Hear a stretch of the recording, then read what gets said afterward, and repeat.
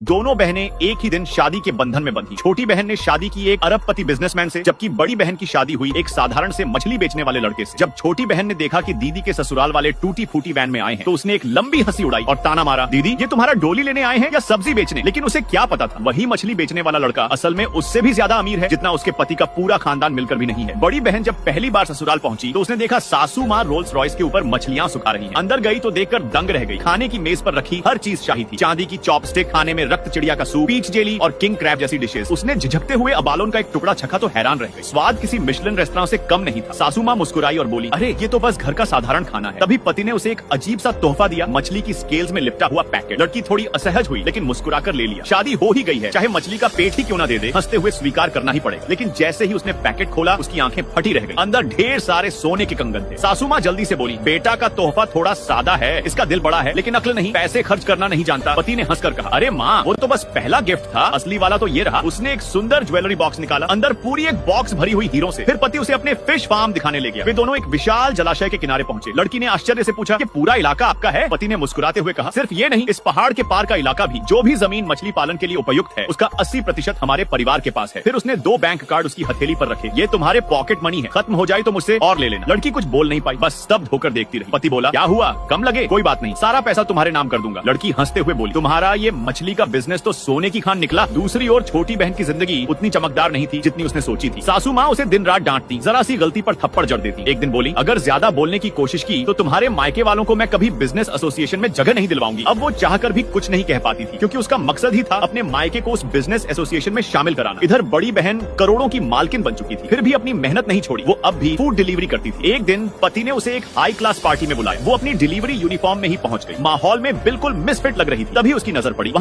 पड़ी, वहाँ उसकी छोटी बहन भी मौजूद थी। वो चुपचाप निकलने लगी, लेकिन छोटी बहन ने देख लिया और जोर से बोली, अरे ये तो हमारी पुरानी नौकरानी जैसी लग रही है। सबके सामने उसने मजाक उड़ाया और पति से कहा, जानते हो ये पहले हमारे घर में काम करती थी। फिर उसने दीदी के हाथ से ड्रिंक छीन ली और सीधा उसके चेहरे पर फेंक दी। बड़ी बहन का गुस्सा फूट पड़ा, तुम्हें क्या हक है मुझे इस तरह अपमानित करने का? छोटी बहन हंसी और बोली, तुम्हारा मछली बेचने वाला पति यहाँ आने के लायक नहीं है। ये जगह बिजनेस टाइकून्स की है। लेकिन उसे जरा भी अंदाजा नहीं था कि जिस पति का वो मजाक उड़ा रही है वही जल्द उसकी औकात दिखा देगा। तभी छोटी बहन अपने पति से फुसफुसाई, मुझे लगता है इसने कुछ चोरी किया है, जरा चेक करवाओ। लड़की का सर्च करवाया गया और जब उसने विरोध किया, छोटी बहन ने उसके हाथ का गोल्ड ब्रेसलेट झपट लिया। देखा, यही सबूत है, इतना महंगा ब्रेसलेट ये अफोर्ड नहीं कर सकती। उसी वक्त उसकी हीरे की नेकलेस भी गिर गई। छोटी बहन ने उठाया और दंग रह गई। ये तो एंजल 1 नेकलेस है, दुनिया में बस एक ही है, कीमत 50 करोड़। अब सबने मिलकर उसे चोर कह दिया और पुलिस बुलाने लगे। लड़की रोते हुए बोली, मैंने कुछ नहीं चुराया, मुझे छोड़ दो। छोटी बहन ठहाका लगाते हुए बोली, अब तो जेल में ही डिलीवरी करनी पड़ेगी दीदी। और यहीं से शुरू होता है उस मछली वाले की असली ताकत दिखाने का वक्त।